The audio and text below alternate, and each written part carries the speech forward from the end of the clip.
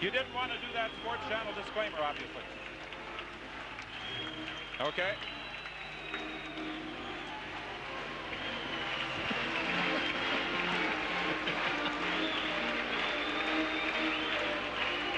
Doesn't it it's just hopping slide? in here. There you go. It's getting worse.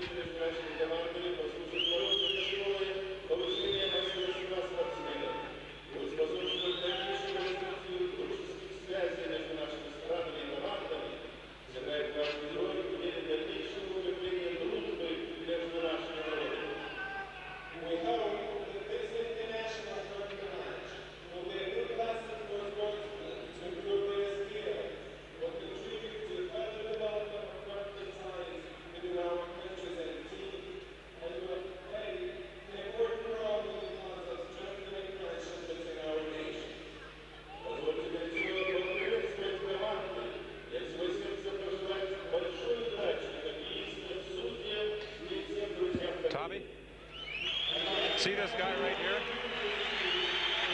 If you can get a shot at him sometime during the game, he traded his sailor hat for Kaplinski's stick. Yeah.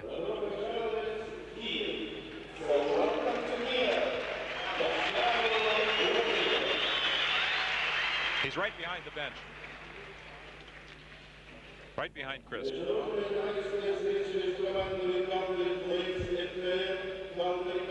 He's the guy with the glasses.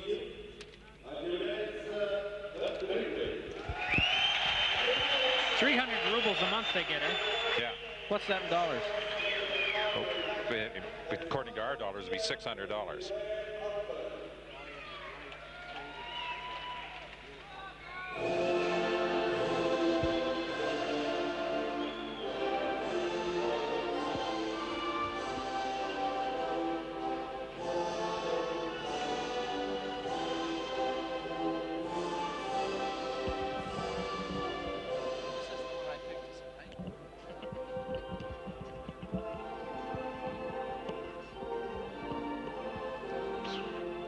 What's this one? He wants to know if they ever... All three anthems? Is that the Ukrainian flag? Yeah, with a stripe on it. And it will go. And the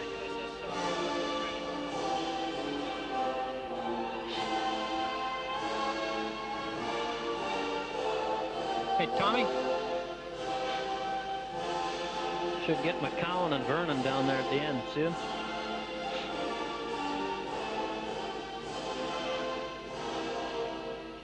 At the end of the rink, behind the where Calgary they come net. walking in.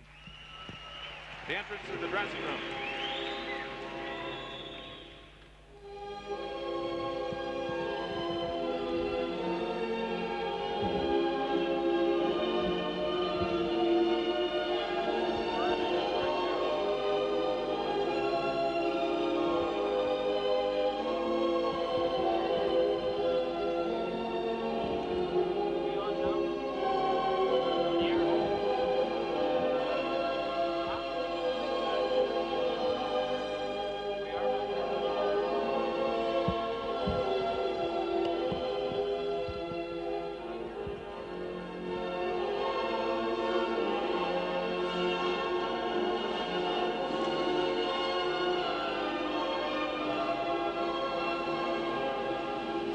Okay.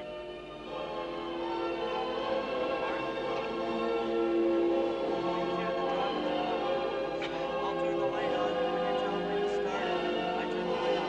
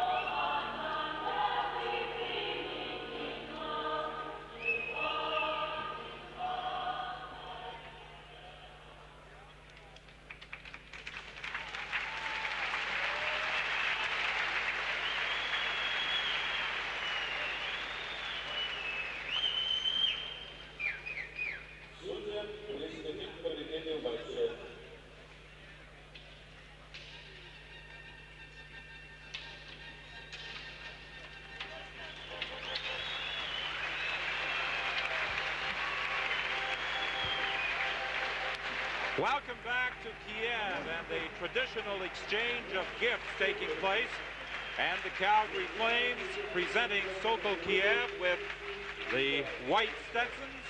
The white Stetson, of course, has been a trademark of Calgarians for many years, and this is usually the gift that visiting teams, when they arrive in Calgary, receive, visiting dignitaries receive. And the Flames have brought the white Stetsons with them to the Soviet Union, and they have presented them to the opposition teams as they line up at their respective blue lines prior to the start of the game. And of course, the gifts were presented to the Flames as well. Young ladies attired in traditional costume, making the presentation to members of the Calgary Flames.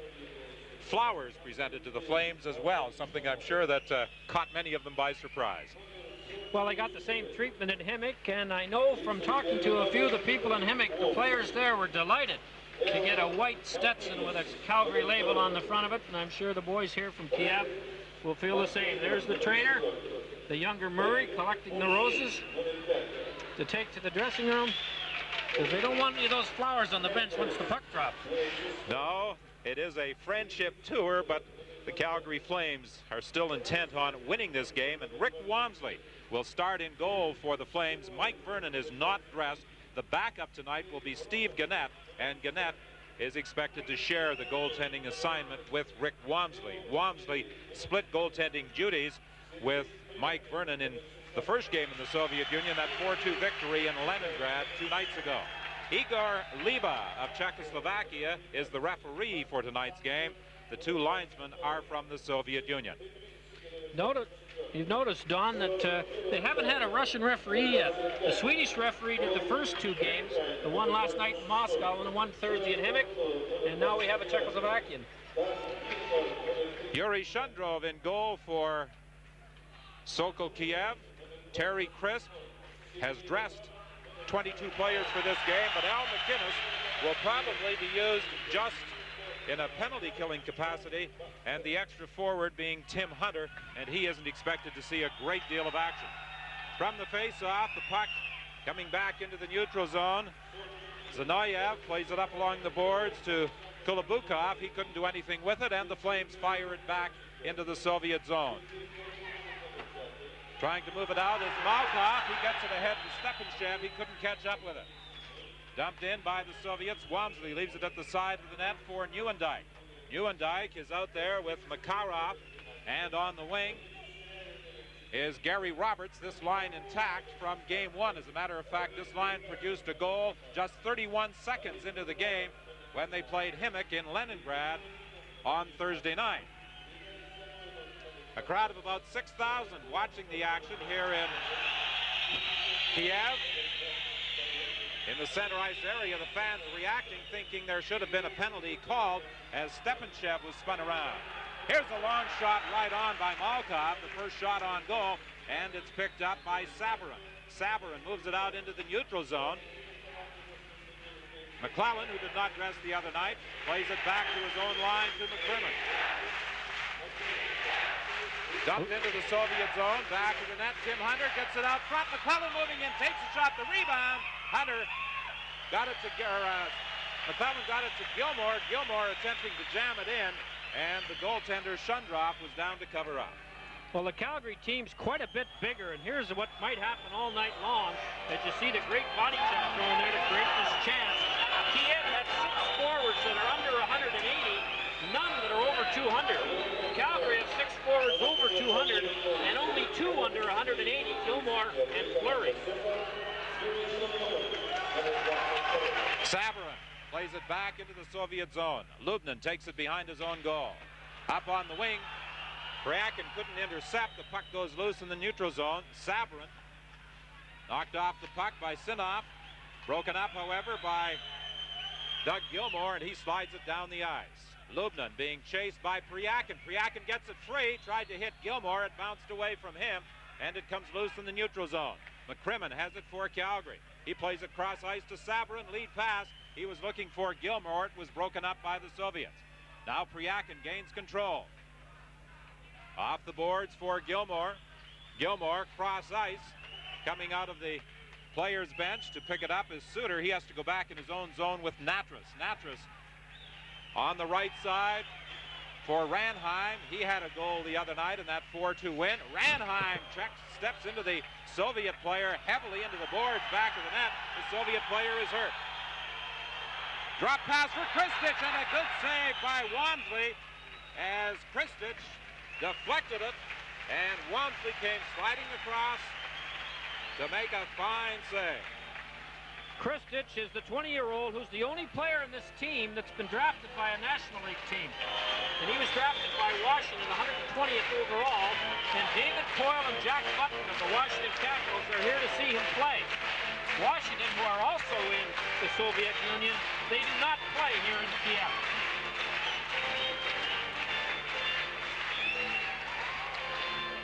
Paul Ranheim threw a big check down in the Soviet zone. The Soviet player went off to the bench holding his arm. Hrdina gets it loose, knocks it out into the neutral zone. Ranheim couldn't go anywhere with it. And a good body check there in the Soviet zone by Godinak.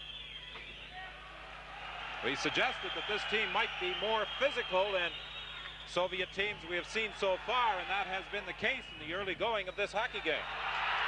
Here's an opportunity now for Yuldashev, a shot and a save by Rick Wamsley. Well, one thing this team is doing more than Nimick ever did is shoot the puck. The Nimick team kept passing it and never getting good shots away. No score in the first period.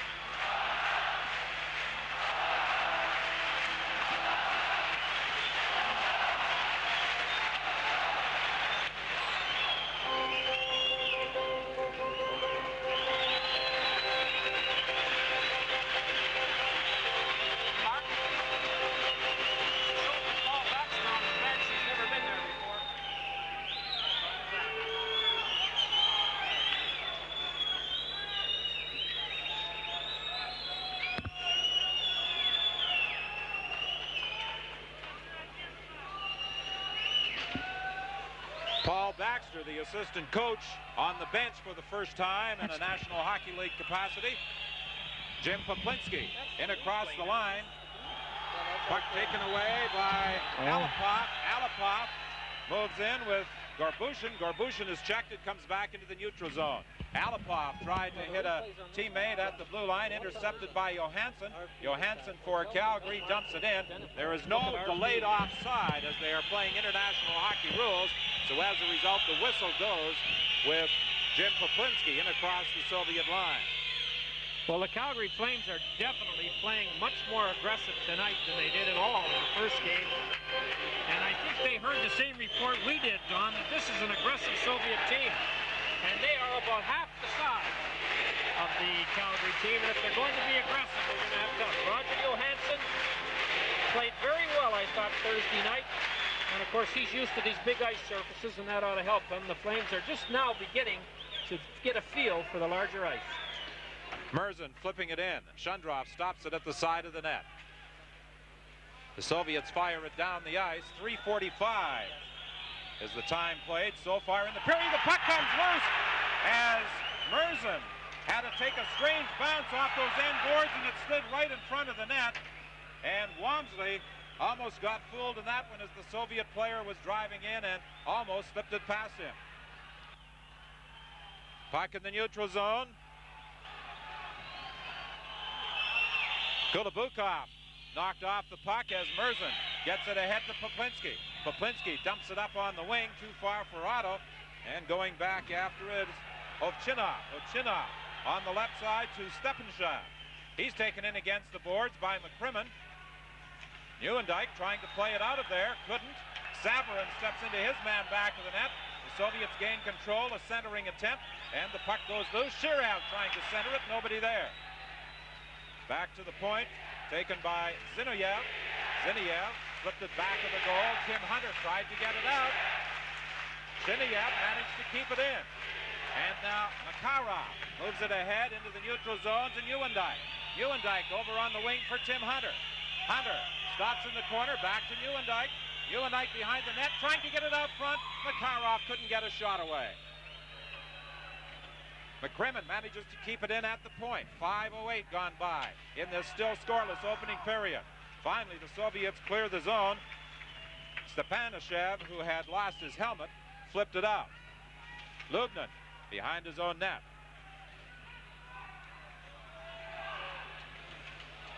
The Soviets ahead to Nada. He shoots it in. McCrimmon is back for the Calgary Flames. McCrimmon looking on the right side for Makarov, intercepted by Lubnin. Ahead to Nada. He shoots it in. Wamsley stops it there for Savarin. The Soviets intercept the puck in the Calgary zone. They gain control. Nada tried to slide it into the slot to Sinkov, broken up by Calgary, and here goes Priakin in alone, he scores! Well, Priakin poured in off the right wing and took a nice pass from Joe Neuendijk and made no mistake. And you watch, the goaltender's going to open his legs, and that's where the Soviet shooter beats the Soviet goaltender between the legs. And one of the knocks on Priakin is the fact that he can't take advantage of good opportunities and put it in the net. Evidently had 3 breakaways in Czechoslovakia and scored on none, but he made no mistake on that one. 1-0 Calgary, 5:59 the time of the goal, scoring for the Flames. Sergei Pryakin.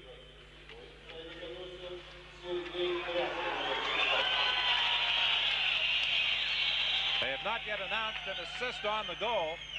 Pryakin moves it ahead to McClellan. McClellan into the slot area to Suter. Suter is stopped at the line. And the Calgary Flames retreat in their own zone to try and set up. Natras off the boards. Gilmore couldn't handle the pass. Kristich has his pass intercepted by Pryakin. Something we saw from Himmick the other night, Harry, was a lot of drop passes. As a matter of fact, they may have established a record for drop passes. No such thing in this game by this Soviet team. Well, it's a nice ploy, but I think it was overused completely Thursday night, and they dropped it from a good scoring position to not such a good one on about 8 occasions.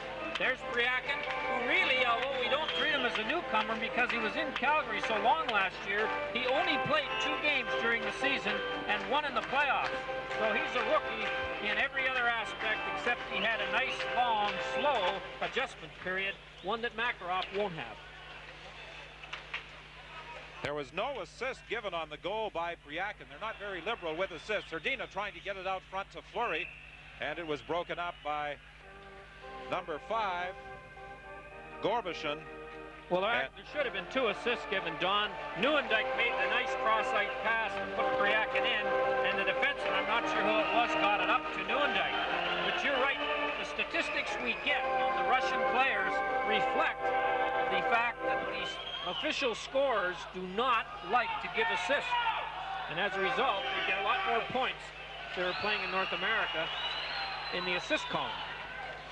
Merzen goes cross ice to Johansson. Lead pass for Ranheim. He had a little difficulty controlling it. And now the Soviets gain control. Kroviakov fires it in. Going back after it is Merzen. Merzen dumping it up on the wing for Hrdina. Hrdina ahead to Fleury. Fleury lost control of it. Quick shot there by Sinkoff. And Wansley makes the save. Now they're on Fleury. Looking on the left side for Ranheim. The pass doesn't get through. And Hrdina has to go back into his own zone. 7:20 is the time gone by in the opening period. It's 1-0. The Calgary Flames leading on the goal by Pryakin. Merzen in across the line. He's dumped by Gorbushin. And the fans here in the Kiev Sports Palace enjoyed that one. The fans like good checking anywhere, and I don't think we should be surprised when they see one of the Kiev players knock one of these big Calgary players down, that they get excited about it. Puck deflected down into the Calgary zone. Wansley is out of the net to play it to the corner for Savarin. He had a little difficulty handling it, and Malkov tried to center it. Now it's flipped up along the dasher. They attempt to center it again, and it's knocked down the ice and back into the Soviet zone. 8:09 is the time gone by in the first period. 1-0. The Calgary Flames leading Sokol Kiev.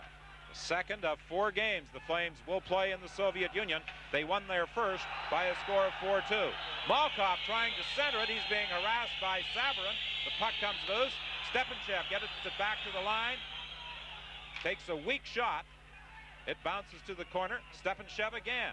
Cutting right out in front. The puck is loose and knocked away just at the last moment by Mark Hunter. He breaks out now with Poplinski.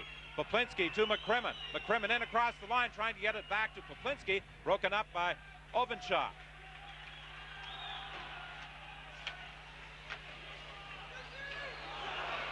In the corner, Ovchenkov taken in against the boards by Joe Nieuwendyk. The puck goes loose. Botvinko attempted to move it back to the point, but it came out across the line, and the Soviets have to go back into their own zone. Nada plays it up along the boards. Sinkoff unable to get it out on his first try, and finally does play it out into the center ice area. Makarov lead pass over to Nieuwendyk now, going in, saved by Shundra. Rink wide pass for Sinkoff. Sinkoff in across the line, tried to handle the puck, thinking perhaps of dropping it back, but there was nobody in position, and it was knocked away from him. Sinkoff gets it again for the Soviets. Now it's Nada. Bumped in against the boards. Comes loose to Nieuwendyk. He had a little trouble picking it up. And Suter circles back into his own zone. Over to Natras. Natras lead pass for Gilmore. Gilmore going back to the net. Tried to throw it out the short side. Gets it again. Taking that pass from Tim Hunter. Now Makarov back at the line. Knocked off the puck and it goes into the center ice area. Makarov goes to the bench as the Calgary Flames complete their line change. Tim Hunter couldn't do anything with it. It's flipped out into the center ice area. There's a penalty coming up here. Doug Gilmore will be going off as he upset the Soviet player Burkanov at the blue line. 10:21 is the time gone by in this first period.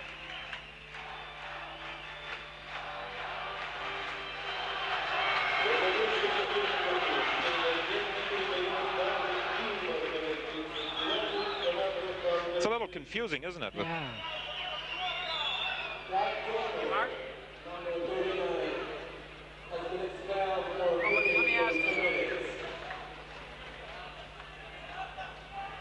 That'll be over here.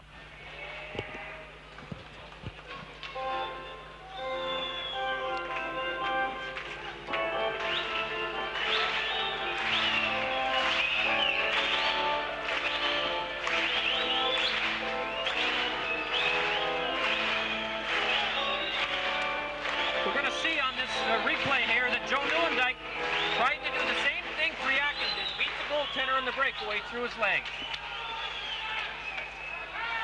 Dumped down the ice by the Flames.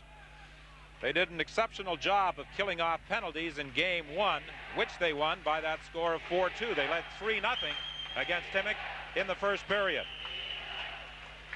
Burkanov goes back to the net, and as he touches it, it's whistled down, and the puck is brought back into the neutral zone for the faceoff.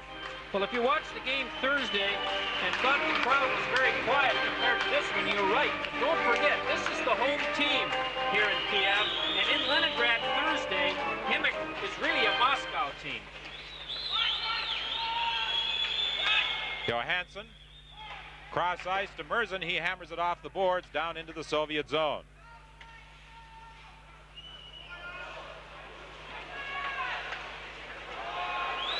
In his own zone, Godinuk having a little trouble handling it. Gives it back to Gorbushin. Ahead to Burkanov. Burkanov in across the line. Play broken up. Kristich picks up the loose puck to Burkanov. He was looking out in front for Yuldashev. Pass didn't get through. Now Yuldashev has it in the corner. Back to the point to Gorbushin. To Yuldashev. Yuldashev centering it. Here's an opportunity for Kristich. It was knocked off his stick by Murzin and flipped down the ice. Nice passing by the Soviet power play. They got it to one of the two men in front of the net that was being covered by the one Calgary defenseman, which is an impossibility, and as a result, the fumbled pass cost the Kiev team an excellent chance to score. Ovchinnikov coming out of his own zone for the Soviets. Stepanshev had his pass broken up by the Flames, and Natras in his own zone. Now is checked, it goes loose. Malkoff cross ice, but there was nobody in position to accept his hard pass. Gary Roberts brings it out to center ice, drops it off to Suter. He takes his time before flipping it down into the Soviet zone. Well, the Calgary Flames are picking up where they left off Thursday with this excellent penalty killing. One opportunity and miss. Here's Gary Roberts stealing it, going in, the save by Shunrock with just 5 seconds remaining in the penalty to Doug Gilmore. Doug Gilmore now out of the penalty box. He steps into the Soviet player just as he came in across the blue line, and he was able to spin Kulabukov around as he was looking for that pass. 12:36 has gone by in this opening period. Calgary leading 1-0. Priakin has to wait for Gilmore to get on side, and then the pass goes off a skate, and the Soviets gain control. Sinkov in his own zone. Rink-wide pass for Zinoyev. Zinoyev is stopped in the neutral zone. The Soviets like to use 5 players as a unit at all times.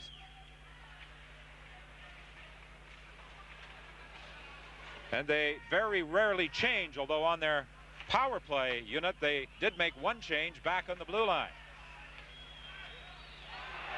Sinkov fakes the shot, Tried to go around McCrimmon. It was knocked away from him. Loose puck at the side of the net. Again, there have been some strange bounces off those end boards. Here's the shot. Right on by Nada, and the save by Rick Wamsley.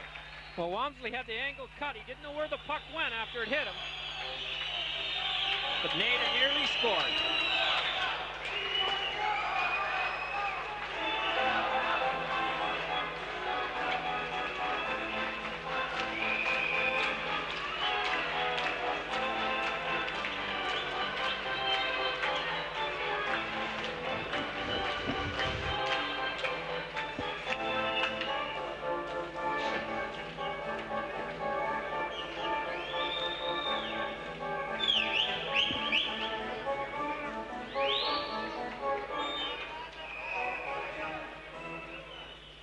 Rick Wamsley, 2/3 of the way through this first period, has been unbeatable, and he's had to make about 4 big stops.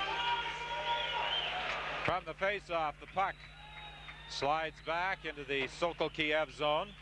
Played out, picked up there by Johansson. Johansson having trouble, was knocked off the puck by the Soviet player Bitnikov. Sinkov centering it, nobody in position, and Joel Otto gains control. Dumping it out into the center ice area, picked up by Johansson, dropped past Hunter, shot, that goes wide. Botvinko out of his own zone, rink wide, nobody there. On the open wing, it's picked up by Johansson. He gives it to Merzen, who takes it behind his own goal. Merzen up to the line, stop there. Puck goes loose. There's an opportunity for Alipov, and he fires it. It's deflected off a stick and over the glass, out of play. 14:22 is the time gone by in the first period.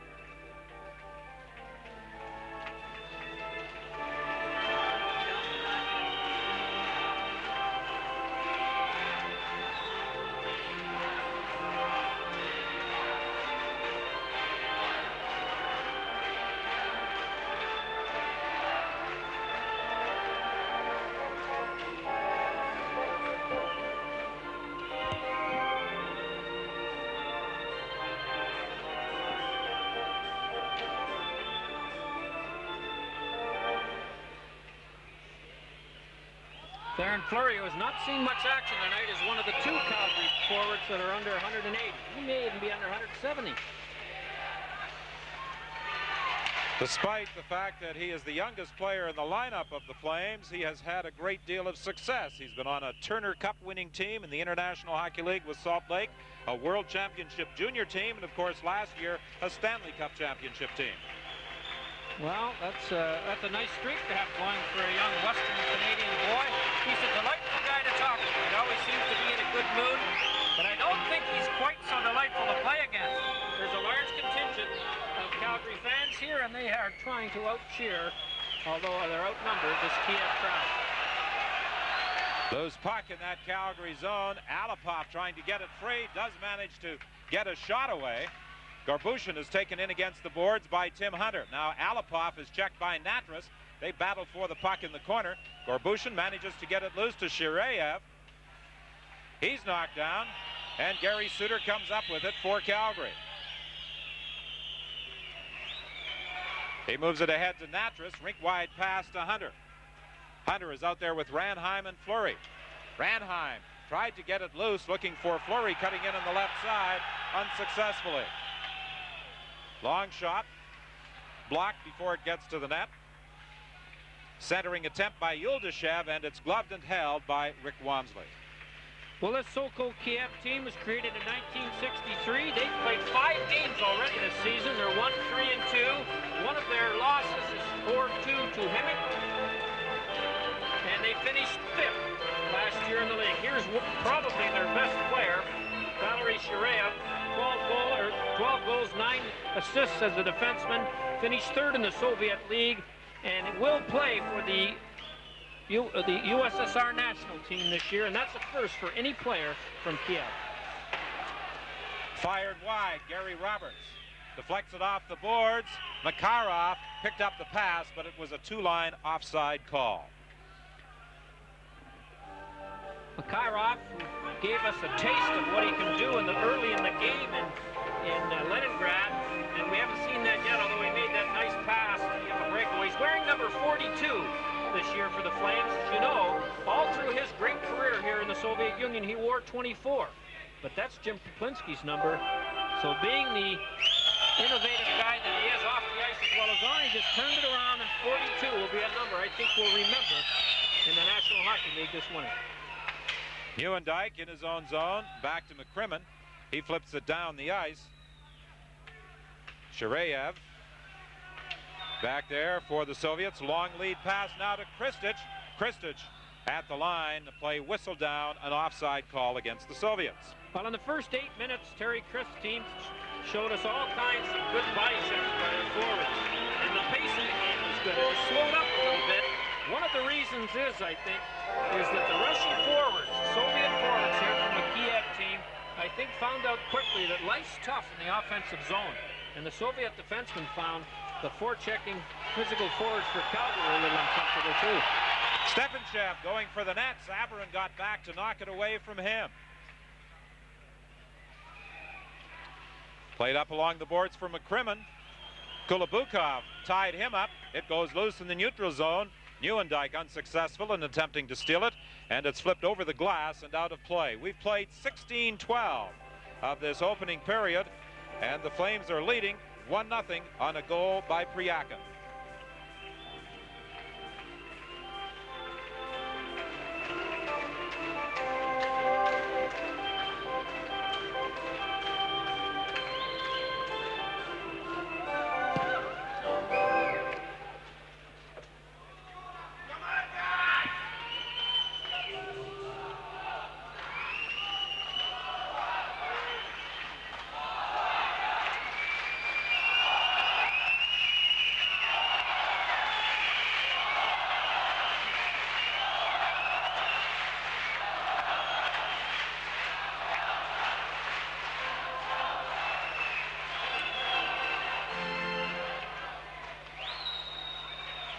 Face-off in the center ice area. Johansson has it for Calgary. A crowd of about 6,000 watching this game.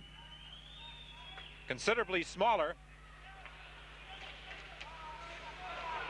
than the crowd in Leningrad, although that facility in Leningrad can accommodate up to 25,000 with about 15,000 for a hockey game. Racing back after it is Murzin as he touches it, an icing call against Sokol Kiev. And Harry, the crowd is also much smaller than what we saw earlier today in the stadium adjacent to the hockey rink. About 70,000 were there for a peaceful demonstration in support of perestroika. What they're looking for in the Soviet Union, in this part of the Soviet Union, at least in Kiev, is for control of their own economy, and they want to speak their own language. And you're talking about the Ukrainians, who make up about half the population of this part of the Soviet Union. And they were a lively crowd, dampened a little, I thought, Don, by some severe downpours. Yes, they said that reduced the size of the crowd, but still about 70,000 were out. Puck picked up by Sinkov now, coming out for Sokol Kiev. Sinkov having trouble with Johansson. Tried to get it back to the point. It bounces by Lubnin. It's loose in the neutral zone, and Priakin picks it up for Calgary. 17:15 is the time gone by in this opening period. 1-0. The Flames lead it on a goal at 5:59 by Priakin. Jim Poplinski, the Flame captain, centering it. Gilmore, cross ice, score! Hunter! Well, Mark Hunter really let go with a hard shot there. The goaltender had no chance at all. A nice pass to Gilmore after a turnover right here. You can see that the Soviet defenseman got caught between two guys. And number 14 for the Soviet, Shirerov, stood there at attention and took no one. As a result, Hunter had a free shot 15 feet out, and Mark Hunter can score. This Calgary fan, a little tired waving of the flag there, I think. They've led a tough life, the Calgary fans over here. They've taken advantage of every second in the USSR. Loose puck in the Soviet zone. Gorbushin picks it up in the corner. Now it'll be interesting to see what assists they award on that play. Normally, both Poplinski and Gilmore would draw an assist on the score by Mark Hunter. On the first goal, they gave Nieuwendyk an assist and not the defenseman that made the pass that sprung them out of their own zone. 1 minute and 57 seconds remaining in this opening period. Mark Hunter making it 2-0 for Calgary. And Mark was very disappointed in the way he played in game one. He only got one shift in the first period, and the penalties really fouled up the line rotations. And Hunter's like about a half a dozen other forwards on this Calgary team. If they don't get warm and stay warm by getting a regular shift, their effectiveness is reduced dramatically. Good move by Hunter to avoid a check to Joel Otto. Otto trying to get it back to Hunter. It's deflected to the corner. Hunter tried to drop it back to the point. Oletsky was there to intercept, but the Flames get it back. Natras getting set, lets the shot go. Through traffic, deflected wide. Suter with a shot right on. Shundroff has to make the save. Two big shots from the point by Natras and Suter. Suter's right on, and a screen. Shundroff was forced to make the save. He's the oldest player on the Soviet team. He is 33 years of age, and he has been, according to reports we have received, one of the better goaltenders in the Soviet League. Well, he had a 2.85 goals against average last year in 41 games, and for a fifth-place team, that's a very decent average. We're into the final minute of the period. Calgary leading by a score of 2-0. Shireyev is back for the Soviets, being watched by Calgary's number 14, Theron Fleury. Now here's an opportunity, a breakaway, just goes off the end of the stick as it's whistled down on an offside call. Well, the most dangerous play that the Calgary Flames have to look for is that long pass. Remember Thursday night after the first period in Leningrad, Nimick capitalized on 3 or 4 of them, and the Calgary goalies really had to play well. We watched the game last night from Moscow, where Washington beat the Moscow Spartak team 8-7 in overtime, and the Washington goalies had to stop about 5 guys that got in alone on that long pass up the middle, which is a trademark of Soviet hockey. Duck Wickenheiser was the overtime hero in that victory last night by the Washington Capitals. 38 seconds remaining in this opening period. 2-0, the Calgary Flames in front on goals by Sergei Pryakin and Mark Hunter. Poplinski and Gilmore have been awarded assists on the goal by Hunter, and so they should. That scorer must be listening to you, Don, down there, giving a second assist on 1 goal. He could lose his job here in the Ukraine. It doesn't happen very often in international hockey where there is more than 1 assist on any goal. Makarov couldn't control it. It bounces off the skates of Nieuwendyk. Soviets try and get it out. They hit the referee Lipa. The puck stays in the zone. Nieuwendyk with a shot. Saved by Shundroff. Gary Roberts right in front of the goal, looking for that loose puck. Soviets having some problems getting it out of their own zone in the dying seconds of this opening period. What a hit by Nieuwendyk as he stepped into Kristich just as the buzzer sounds. Joe Nieuwendyk is throwing about 4 good body checks, and if Calgary want to keep throwing the checks they throw in the first period, they're going to win this game going away. The Russian team is too small to take many of them.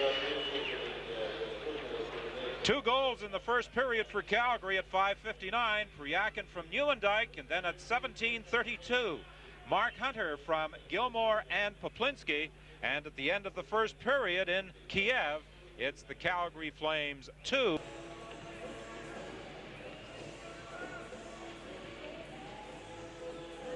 Welcome back to Kiev. Rick Wamsley, the starting goaltender for the Calgary Flames tonight. He played the second half of the game in Leningrad on Thursday night and was beaten for both goals in the 4-2 loss to our 4-2 victory over Himmick. He made a couple of very good saves early in the first period of this game, Harry. Yes, he did. And although he didn't play a lot for Calgary in their drive for the Stanley Cup, you ask Mike Vernon how it feels to know you have a guy behind him, not only with the ability of Rick Wamsley, but with the character of Wamsley. I had the pleasure of playing in his golf tournament in Port Dover this summer, where he raised $26,000 for the Port Dover Arena Fund. He's a fine guy who goes back to his hometown and helps contribute to some of the people that need some funds by organizing the golf tournament. Our next game will take place on Monday when the Calgary Flames go against the Wings of the Soviet.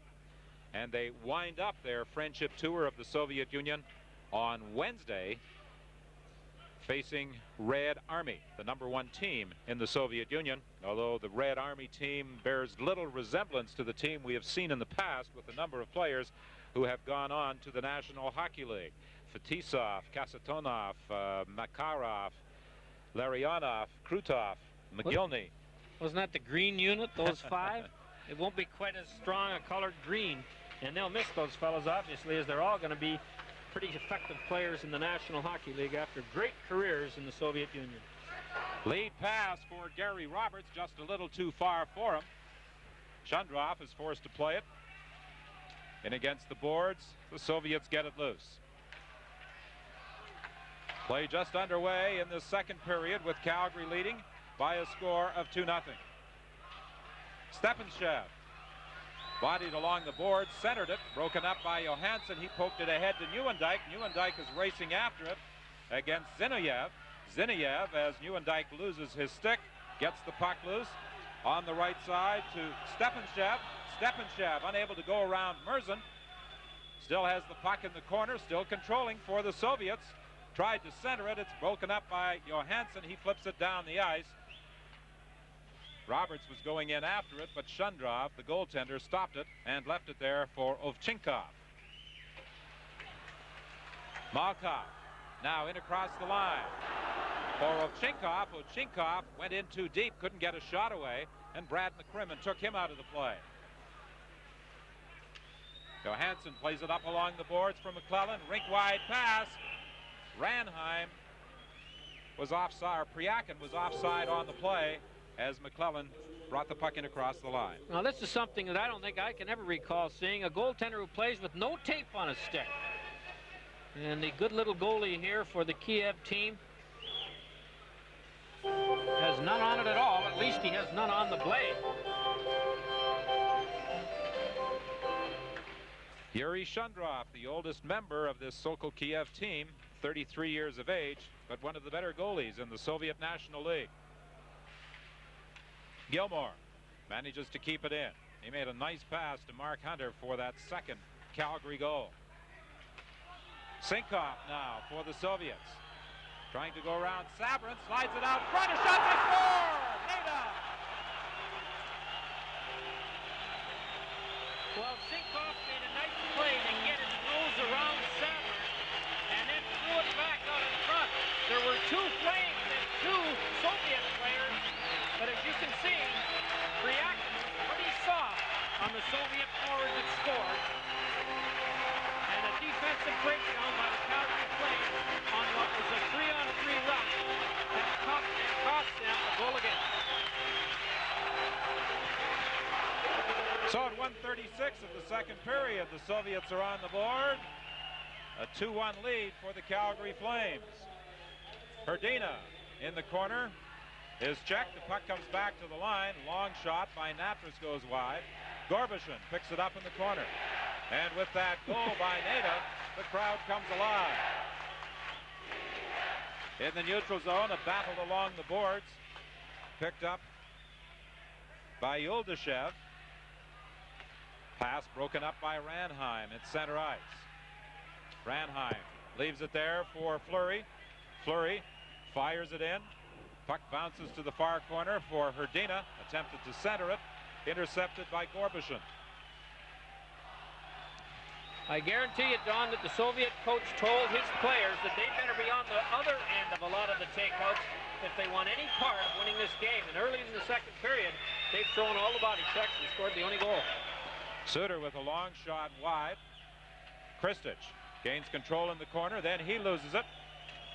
Poplinski attempted to center it for Joel Otto. It was broken up by the Soviets. They clear the zone.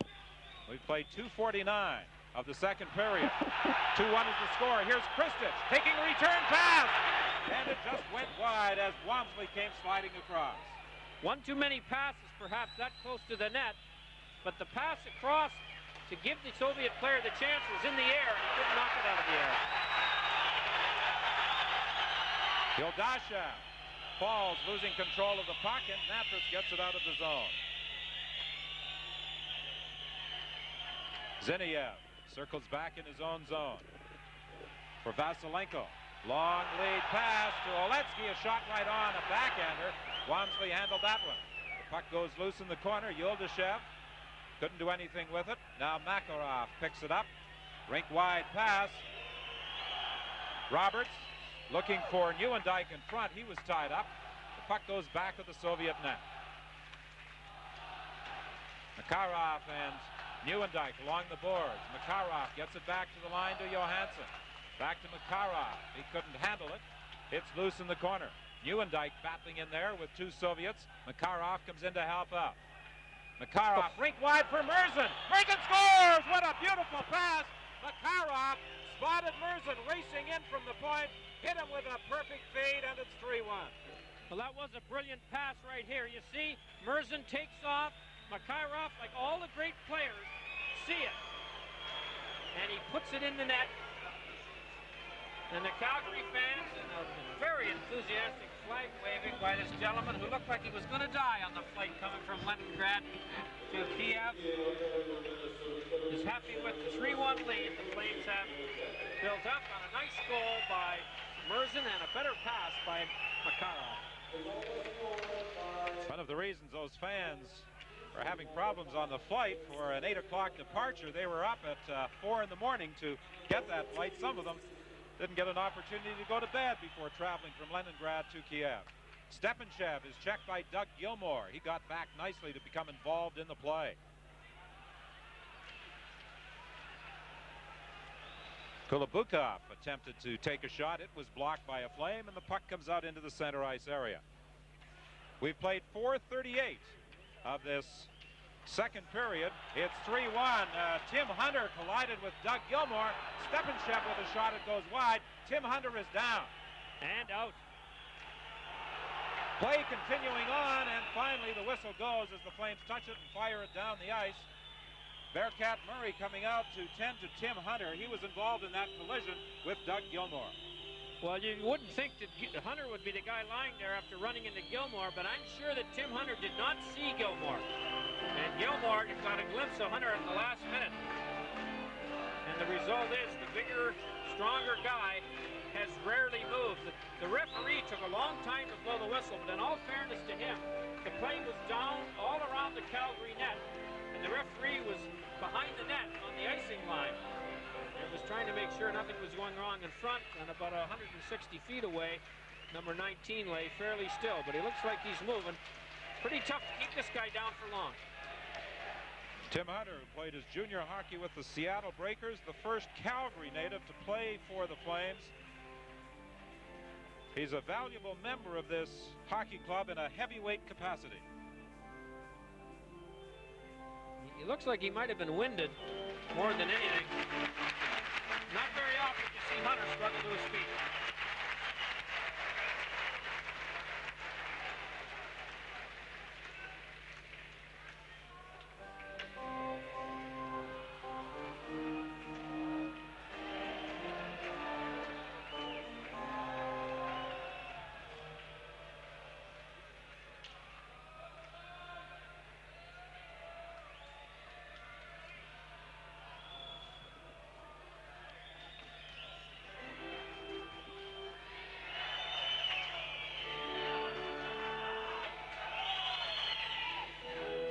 There's Bearcat Murray, the trainer, asking Tim Hunter why his voice is now a soprano. I think that was the problem.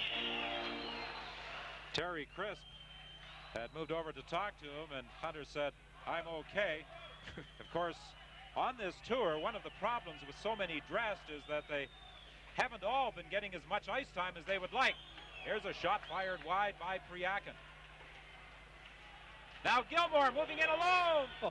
It hit the post. Dana Murzin attempting to keep it in at the point. It bounces free. And it's Botvinko back of the net, sliding it out front. And McClellan was there to intercept. Gilmour with a great opportunity to make it 4-1, whistling it off the post. Well, he had the goalie beaten up high to the glove side, but he couldn't get it on the right side of the goal post.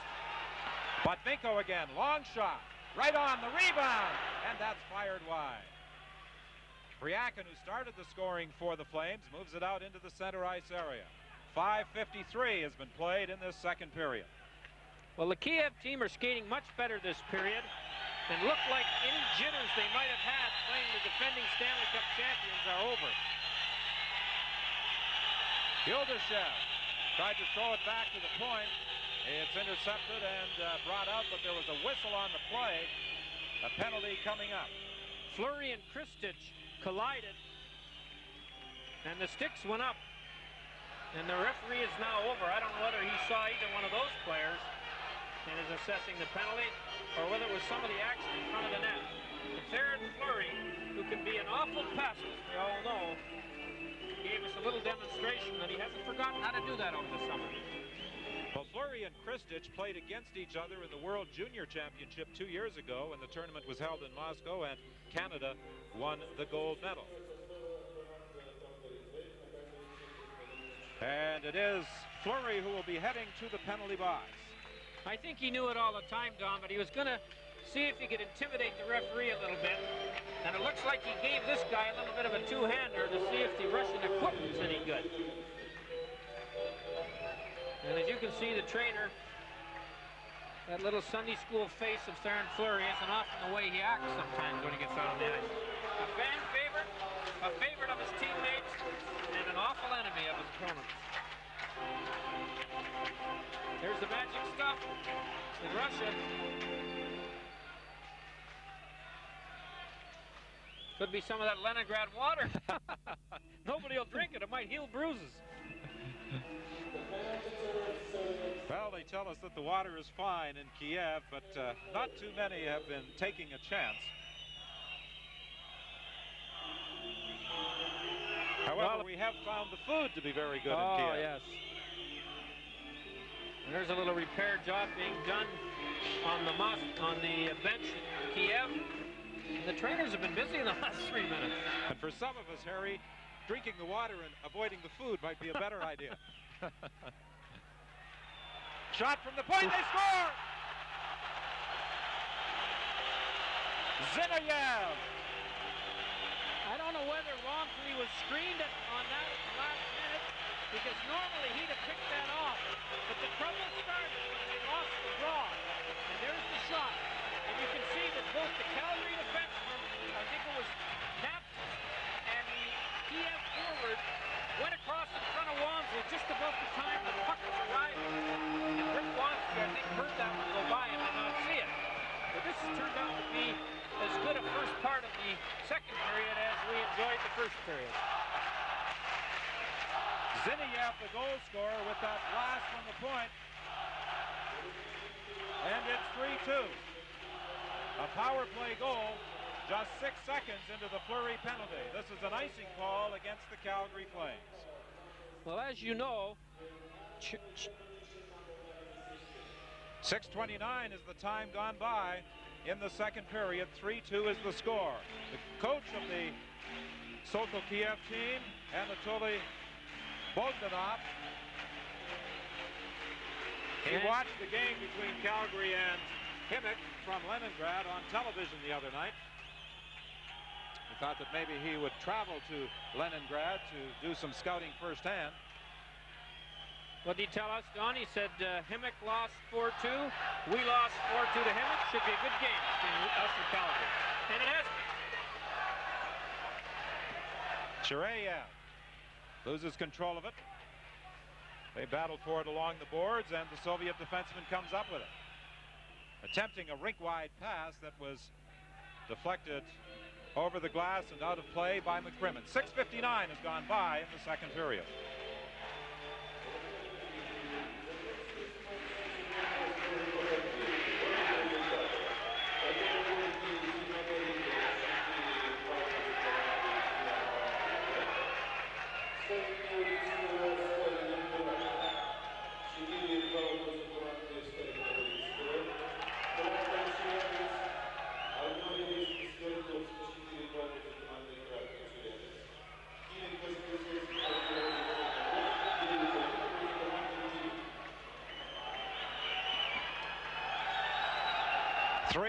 The Calgary Flames lead Sokol Kiev.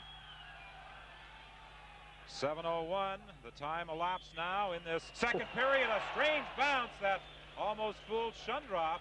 In goal for Sokol Kiev. Gary Suter back at his own line, gives it cross ice to Natras. He returns it to Suter. Suter had difficulty picking it up. To Ranheim, he bangs it down the ice, and this will be another icing call against the Calgary Flames. Well, the goaltender there was very fortunate that he was hit by that bouncing puck. You know, the players complained that the ice was a little rough here, and the puck on that bounce shoot-in took a weird hop and nearly caught this veteran goalie by surprise. Back to the line, Ovchinkov lets a shot go up high. Zinoyev comes in deep, tried to center it, goes off the side of the net.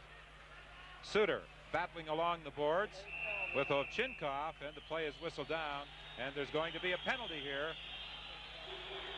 Penalty call, this time against Theoren Fleury.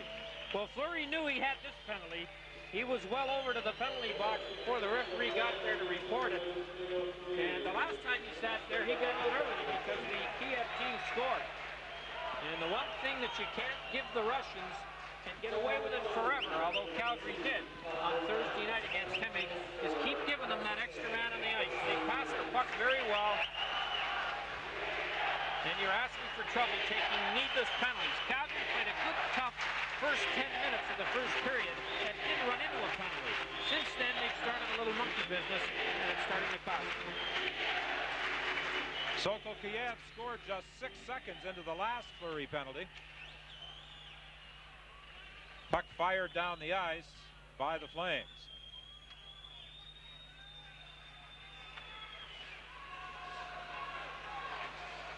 Long lead pass up to the blue line. Sinkoff stopped by Merzen. Unable to get it out, however. Lubnin keeps it in. Lubnin to Sinkoff. Back to Lubnin at the point. Nada. Back to the line. Lubnin. Shireyev. A shot deflected into the corner by Wamsley. Shireyev unable to handle it at the point. It slides down the ice.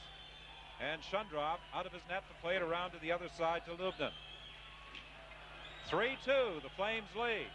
1:08, the time still left in the penalty to Theoren Fleury. Into the slot. Yuldashev has his shot blocked, and it's flipped down the ice by Gary Roberts. Well, that was a nice passing play, and the Soviet player was able to one-time the puck while he was on the move. And Sabrin made the save, but it might have caused a little trouble for Wamsley. Roberts takes it back into his own zone to kill off some time, giving it to McCrimmon. He flips it ahead into the center ice area, and Joe Nieuwendyk comes up with it. Nieuwendyk to Roberts. Roberts checked there by Stefanshev, and back comes Malkov. Malkov takes the drop pass into the slot area to Yuldashev. It bounces away from him, and Gary Roberts fires it down the ice with 24 seconds left in the penalty. Well, Kiev's had two good chances.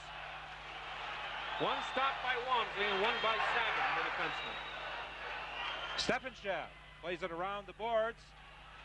Ovchinkov to Malkov, back to Ovchinkov.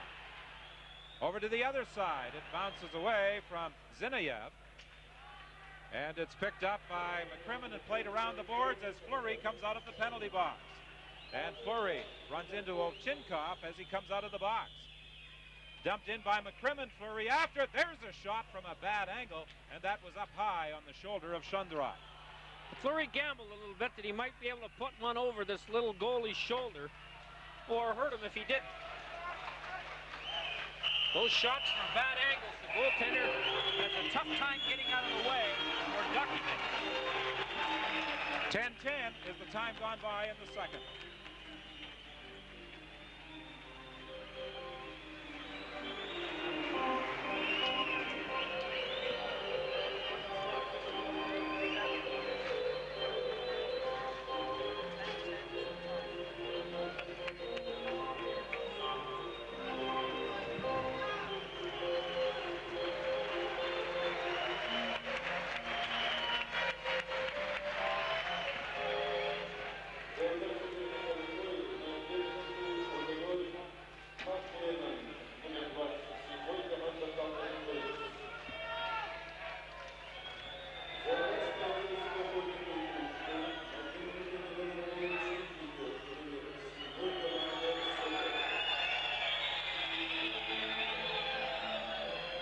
McClellan and Ochinnikov get penalties, and in international play, the teams will not play full strength. They'll each play a man short, which is, of course, not the National League rule.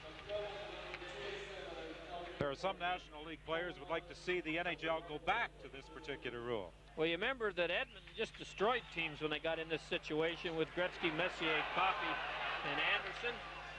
And that's called by many coaches in the league the Edmonton rule. Gilmore attempting to break in.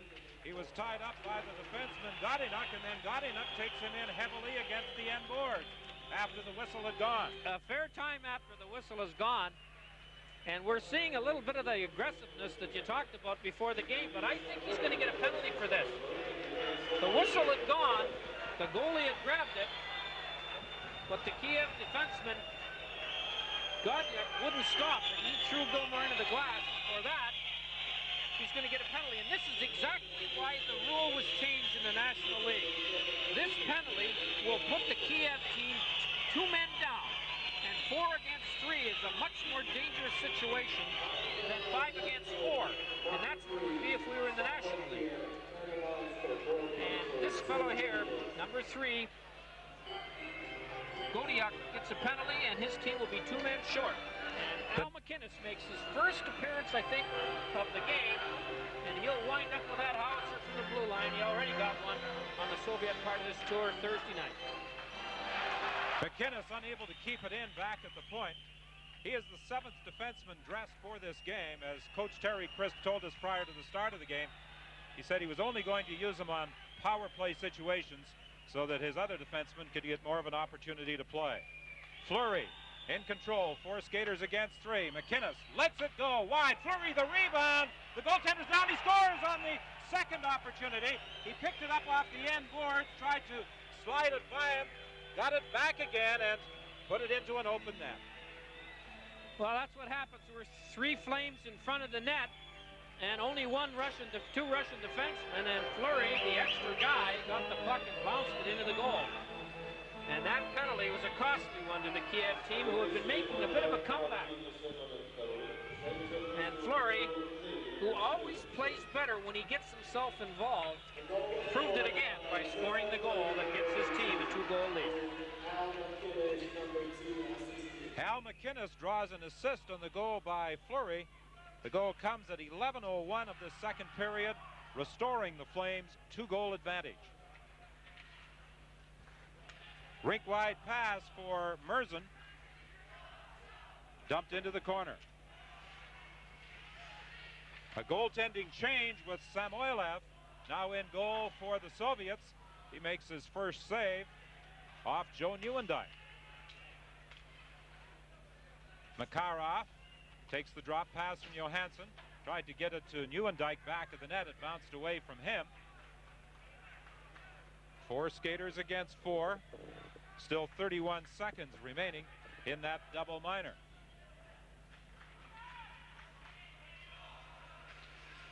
Chakray moves it ahead, long shot that Kulabukov has deflected high up into the stands. And here's the new Russian goaltender who took over at the 10-minute mark, or just before the 10-minute mark, Samoilev. And he was tested very quickly with a shot that he handled. And in this, what could be classed as an exhibition game, will give him a chance to play.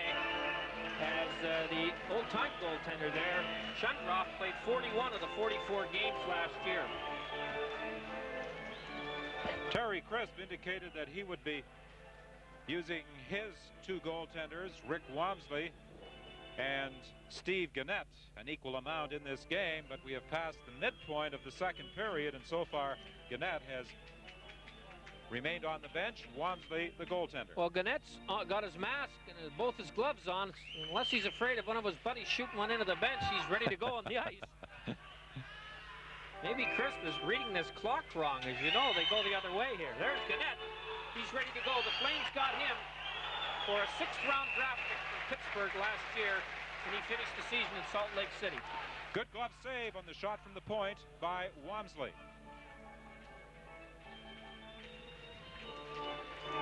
And here's the stop right here. Wamsley makes. And Wamsley's been sharp. as usual for him. He's a pretty fair goaltender and has been on every team he's played with. I thought he did a great job in St. Louis when he was there. And when called upon last year, he was a good, strong goaltender. The icing is waved off as Samoilev had to handle the puck at the side of the net. And he holds it there for a face-off. Not dressed for the Calgary Flames, in addition to goaltender Mike Vernon, Colin Patterson, Jamie McCowan, and Bergqvist. McCowan and Bergqvist have both been bothered by the flu. McCowan didn't even skate this morning, and evidently Bergqvist, this was his first. There's Vernon, he's got some flowers, he's taking to the dressing room. The Flame players have their wives here, and he'll present that to his wife, I'm sure, when he gets back to the hotel. Shot fired into the pads of goaltender Wamsley by Oletsky. Picked up by Fleury. Fleury dodges a check in the center ice area for McClellan. McClellan attempted to leave it there for Fleury as he was spun around, but it's knocked down the ice by the Soviets.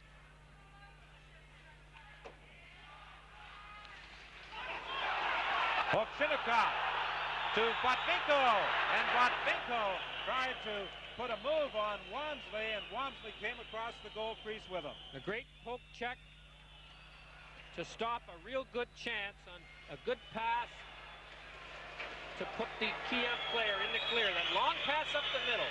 Boy, the Russian teams all over this country know how to do that better than most, if not all, North American teams. Ovchinnikov coming out with Nida. Pass over on the wing for Vasilenko. He couldn't control it. Suter goes after it in the corner for the Calgary Flames. 13:23 is the time we played in the second period here in Kiev in this second match of the Friendship Tour for the Flames. Mark Hunter with a shot right on, and the save is made. Another blast from the point, and that one deflects off a stick and goes up into the crowd as Natras let it go from the point. 13:39 has gone by in the second period.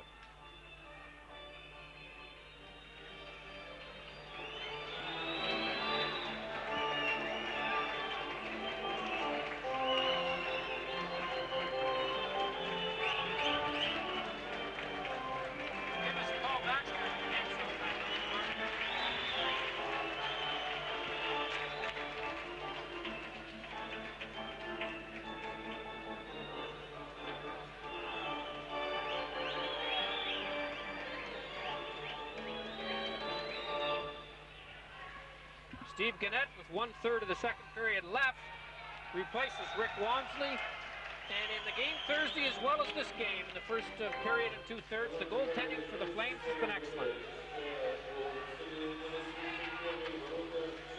At the blue line, Kristich is hit by Natras. And back come the Flames. Poplinski stopped at the line by Shuryayev. Puck into the slot area for Suter, who was racing in from the point. He was tied up, couldn't get a shot away. The Soviet centering pass, and that goes off the skate of Yuldashev and just went wide. Mark Hunter flips it in. Joel Otto goes into the corner after it. Round the other side to Roberts. Shuryayev gets to the puck first. He gives it to his defensive partner, Lubnin. Lubnin is hit by Roberts. Shuryayev on the right side for Verkanov. Verkanov knocked off the puck, and the Calgary Flames come back. Neuendijk weaves his way in across the line, drops it for Makarov. Makarov, a couple of nifty moves. There's the shot, the save by Samoilev. The puck loose in front of the net. And diving out of it and holding it for a face-off is Samoilev, and that's another rule unique to international hockey that we don't see in the National League, as Paul Baxter, the assistant coach, looks on from the bench. Baxter behind the bench tonight along with Terry Christ. Tom Watt is observing the game from upstairs. And of course, Paul Baxter has taken Doug Reisberg's spot as one of the two assistant coaches. Paul did a great job for 2 years in Salt Lake City and has earned a promotion to the National League. And boy, he's a keen, enthusiastic young coach who really thinks that he's found a niche in his post-playing career. He was a nasty guy as a player, I'll tell you that. But he has a great deal of respect from all the players for his coaching capabilities. There's Jamie McCown and Mike Vernon watching the game from behind the Kiev net, leaning on some of the nets they use in practice. Vernon is really enjoying this game, he told me. Stepanishev circling in his own zone. As the Kiev players are coming onto the ice tonight to start the game, I was standing with Mike Vernon, and they were all calling him Michigan. They think that Vernon, a short guy with blonde hair, reminds them of Michigan, a good dressing goalie, and Mike Vernon got a real kick out of that. Penalty coming up. McCrimmon, it appears, will be going to the penalty box at 15:15 of the second period. Again, we point out that the time clock in the Soviet Union counts up to 20 minutes rather than down from 20 minutes as we are accustomed to. So it is the time gone by we are giving you rather than the time still to play. Well, that's a double penalty, so the teams will again be shorthanded a man apiece. And now it's critical to try and avoid taking a penalty because you'll put your team down too. And that has already cost the Kiev team a goal. And this is the rule, this is the situation that the rule in the National League avoids, and that is that you are attempting to get somebody to take a bad penalty so you can get into the 4-on-3 situation, which is almost as successful as 5-on-3. Stepanishev coming out for Sokol Kiev, firing it into the Calgary zone. Malkov getting it back to the point to Ovchinnikov. He couldn't get a shot away as the Flames clear the zone. Kulabukov and McCrimmon in the penalty box. Stolen by Pryakin, and Samoilev managed to make the save. Pryakin has it again, back of the net. Getting it loose for Gilmore. Gilmore moves back to the line. He was forced to move outside the line as he was being bothered there by two Soviet players. Now he gets the pass to Pryakin, to Johansson. Johansson, the new Swedish player on the roster of the Calgary Flames on a regular basis on this tour. Gilmore to Pryakin. He was looking for Johansson. Johansson was turned around, not expecting the pass. Stepanichev for the Soviets. Soviets making a change. He tries to go rink wide. It's intercepted by Fleury. Good anticipation by the Calgary center. Now with some good speed going for the net. Taken in against the boards by Gorbushin. Taken down by the Soviet defenseman as he attempted to go to his backhand. Now Stepanichev comes back for the Soviets. Takes a shot right on, the rebound loose in front of Gannett, and it's cleared to the boards by Natras. Soviets gain control again. Gadinak moving in, a shot right on, Gannett makes the save, and the loose puck is brought back by Ranheim. Ranheim goes rink wide for Fleury. Fleury in against the boards. Checked there heavily by Gorbushin. Gorbushin and Fleury were involved in an altercation earlier. Fleury's got most of the Kiev players very upset with him.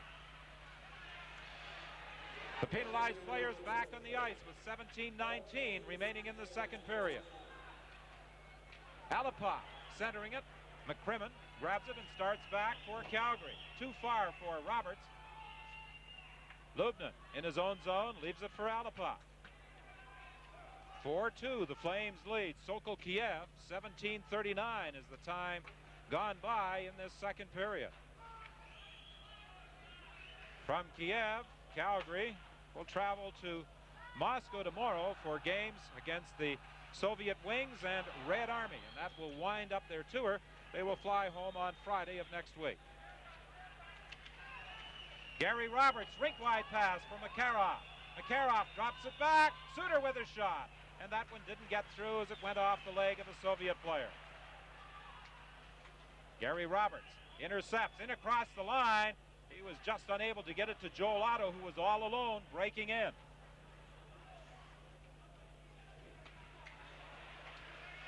Calgary, for the most part, each period play 3 lines more than 4, unless there are some penalties to disrupt the rotation. And that at least gives the players 1 period of a lot of action rather than a period where they might only get on 2 or 3 times. I think it's a good idea to try it that way because one of the objectives of this tour is for Calgary to get in shape, game shape to play the season, not just to win these games. Yildashev had moved into position to take a shot, but Burkanov was in the net. Shot by Joel Otto, and the save by Samoylov. Samoylov made a nice stop on a good, hard, well-placed shot by Joel Otto, 29. We're into the final minute of the second period. Calgary leading by a score of 4-2. Ziniev was stopped at the line. The puck goes loose in the neutral zone.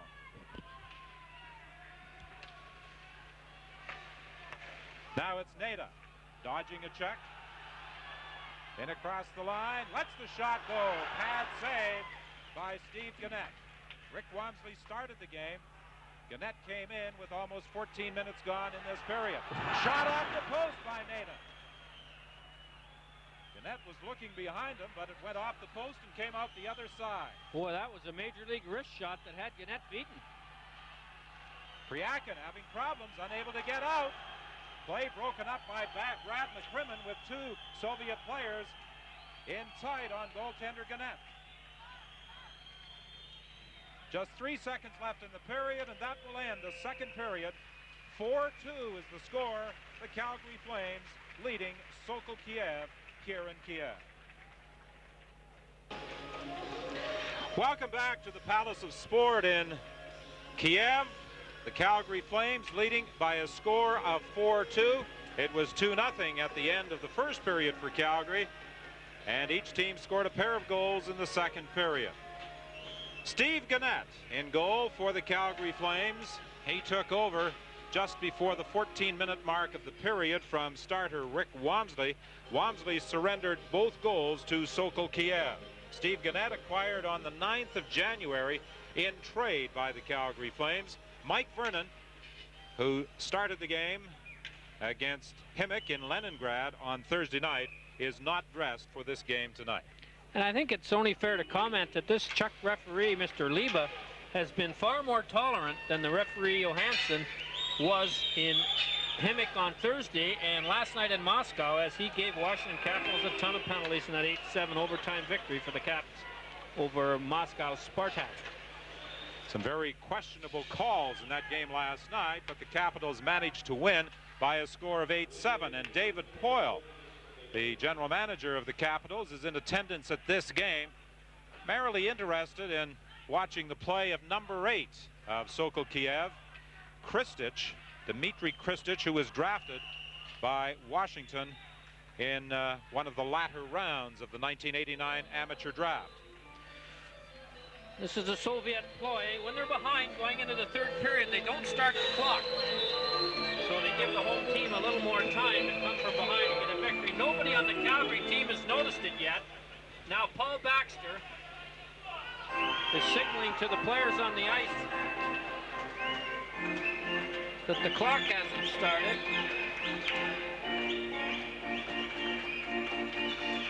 And I think they're using the other clock, Don, the one on the other side of the end of the rink.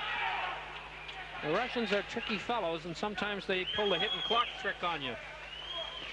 Well, there's no clock over center ice, as we are accustomed to. The clock is on a scoreboard at the end of the rink. Sinkov with a blast high up off the glass. Nada in the corner attempting to center it. Knocked down by Merzen. Comes to the line, kept in by the Soviets. Nada with another shot that goes wide. Sinkov from a bad angle took a shot off a skate. The puck bouncing around in the Calgary zone. Neuendijk bumps with the Soviet player Nada, but the play is whistled down as the puck was hit with a high stick.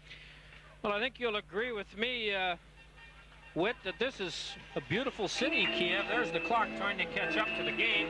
It will. The Dnieper River winds through a hilly countryside with cathedrals and statues. Only 90 miles from here, the city of Chernobyl, where they had the terrible nuclear accident. It alarmed me a little in my tourist guide as we flew in from Leningrad, where it said short visits to the Kiev-Chernobyl area are not hazardous to your health.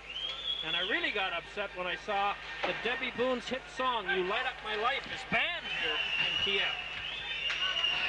Face off in the Soviet zone, brought out by Kristich.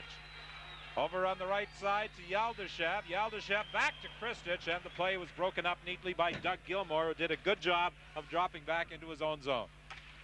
Calgary on Thursday night, after they got a lead, of 4-1, sat back and really did a pretty good job of protecting it, killing off penalties. I wonder if they'll try and come at this team and get the 5th goal, which would probably end Kiev's chances of winning. Perkanov leaves it there for Kristich. He's taken in heavily against the boards by Gilmore. The two of them continue bumping, and the puck goes loose to Brad McCrimmon. 4-2, the Calgary Flames lead. That is the score they won by on Thursday night in Leningrad when they defeated Himik. Himik was the number 2 team in the Soviet Union last year. Gilmore drops it off for McClellan. McClellan with a shot that Samoilev is forced to stop. Gilmore gets it again to the point to Natras. Natras lets it go through traffic, and a loose puck that Samoilev managed to get a glove on with McClellan standing right on top of him. 2:18 is the time gone by in the second period. 4-2, Calgary leads.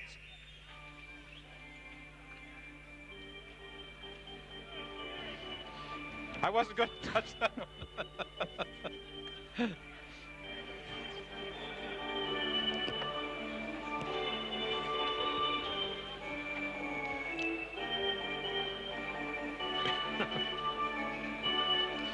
He's pretty good, this Samoilov. Yeah. Is that his name? Vitaly.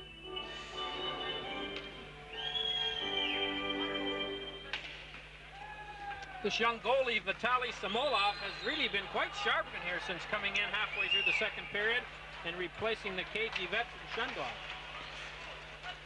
The Flames attempted to get it back to the point, but the puck slid between Suter and Natras, and now they have to regroup in their own zone. Fleury gains control, flips it down into Soviet territory. Ovchinnikov plays it up along the boards for Oletsky. Vasilinkov is decked by Natras as Tim Hunter comes back to pick it up for Calgary. For Suter. Suter weaves his way in across the line, but Hunter was ahead of the play offside. Well, it's nice to see Gary Suter back in action if you're a Calgary fan. Boy, he had a lot of tough luck with the injuries. I think it might take him a little longer to get in the groove this year than it would have had he played into late May like most of his teammates did. But he was well on the way to challenging Al MacInnis for the scoring lead among defensemen, and I'm sure would have got a number of votes for the Norris Trophy had he been able to finish the year in one piece. Talking about Al MacInnis, he is dressed tonight, but he is dressed as the 7th defenseman, and this was the plan of Coach Terry Crisp, to use MacInnis only on the power play. So MacInnis has had just one shift so far in the game, and that only lasted about 30 seconds. Ranheim is spun around as the puck is fired out of the zone. Now picked up by Malkov. Malkov over to Kulabukov in front, and Stepanshev was tied up. Shurayev centering it, and Kulabukov deflected it into the pads of goaltender Steve Gannett. Well, you know, the hockey experts here in Kiev say they have a very young team, a lot of young players on this team, and to finish 5th last year and be a team that their coach thinks can finish higher than that this year maybe is something that the fans here in Kiev can look forward to, especially with Red Army retreating as a power. And the clock is caught up to the game, and Kiev is trying to catch up to the Flames. 3:22 gone by as Mark Hunter comes in across the line. High shot, a good wrist shot that went over top of the Soviet net. Mark Hunter scored the second goal of this hockey game for Calgary as they enjoyed a 2-0 first period lead. In the game against Himik, Calgary got off to a very quick start, scoring just 31 seconds into the game, the goal by Gary Roberts, and they led 3-0 at the end of the first period. Gadanak in his own zone, playing it around the boards, and it slides down the ice and back into Calgary territory. Merzen gains control of the puck, then loses it. Gorbushin moving in, just slid it wide. Centered for Neda, he was tied up by Mark Hunter, and here comes the captain, Jim Poplinski, in on the right side, bumping with Gadanak. This Soviet team likes to play a physical game, but they are giving away a weight advantage almost for every man of about 15 to 20 pounds. Unless you run at Gilmore or Fleury, you're in trouble if you play for Kiev as far as the physical disadvantage is concerned. Number 3 Godniak has been one of the more impressive defensemen, and he was a member of the Junior World Championship team in Anchorage last year, along with number 8, Kristich. And Kristich is the player that was driving for the net, but he was tied up, and the puck never got through to him. Nieuwendyk in across the line with Roberts and Makarov. The puck slides to the net, but neither could get their stick on it as it was deflected behind the goal. Ziniev plays it up along the boards, kept in at the point by Sabarin. Now Ziniev gains control. He moves it ahead to Kristich on the left side to Bukhanov. Drop pass for Kristich, and Kristich had difficulty controlling it as he tried to go around the veteran defenseman Brad McCrimmon. McCrimmon is bumped in against the boards by Yuldashev. Finally, the puck is poked loose, and Gary Roberts is there to gather it up for the Calgary Flames. I think David Poyle is going to like the looks of this Kristich. He's only 20 years old, and he's made some nice moves tonight. Kristich was a member of the Soviet team in the 1987 World Championships in Moscow, and he was part of the team that won the gold medal last year in Anchorage, Alaska. Gilmore pries it loose off the boards for Priakin. Priakin is checked by Kristich. The puck goes loose. McClellan has it. McClellan to Gilmore. Gilmore threw it out the short side. There was nobody in position, and the Soviets start back. Bukhanov with a long shot that is steered to the corner by Gannett. Gary Suter up along the boards. Gilmore deflects it to the neutral zone. We played 6:17 of the third period. It's 4-2 Calgary. And the next goal is a critical one. If Kiev can get it, this is going to be a great finish to a pretty good hockey game. If the Flames get it, the mountain may be a little too high for Kiev to climb. 6:27 is gone by in the third.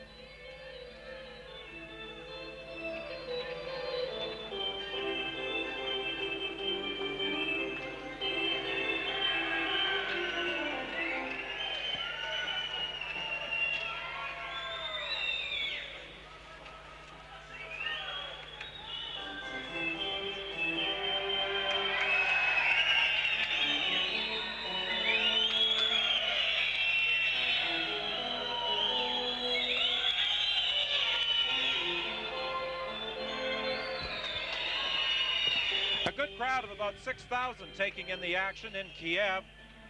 The ticket price, 6 rubles. Ticket prices normally for hockey games are 1 ruble.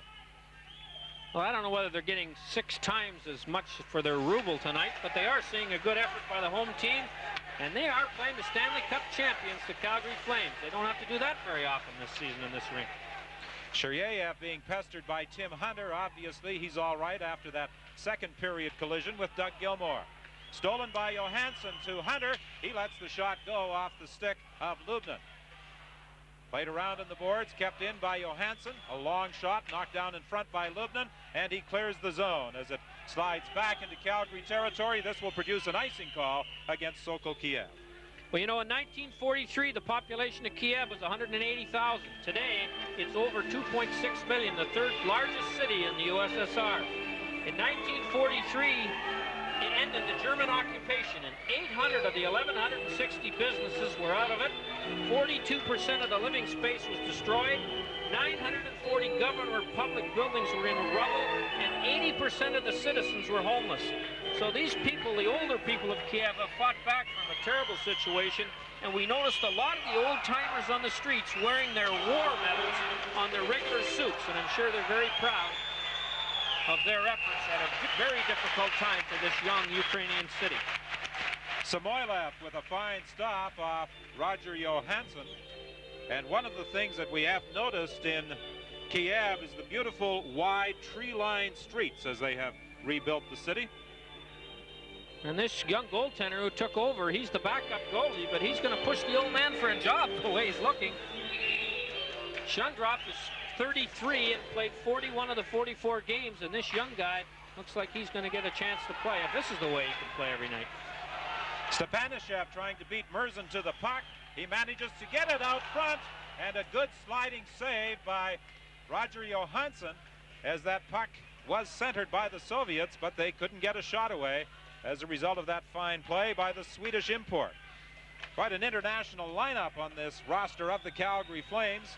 3 Americans, 2 Soviets, 2 Swedes, and a Czechoslovakian player complementing the Canadians on the team. Malkov to Stepanchev, in front to Gorbushin, and the save is made by Gannett. For a moment he wasn't sure where that puck was, but he managed to cover up. So the score holds at 4-2 at 7:49 of the third.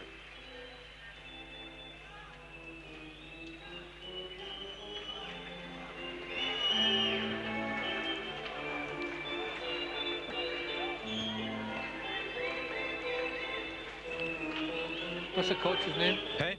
Coach? Bogdanov. Bogdanov.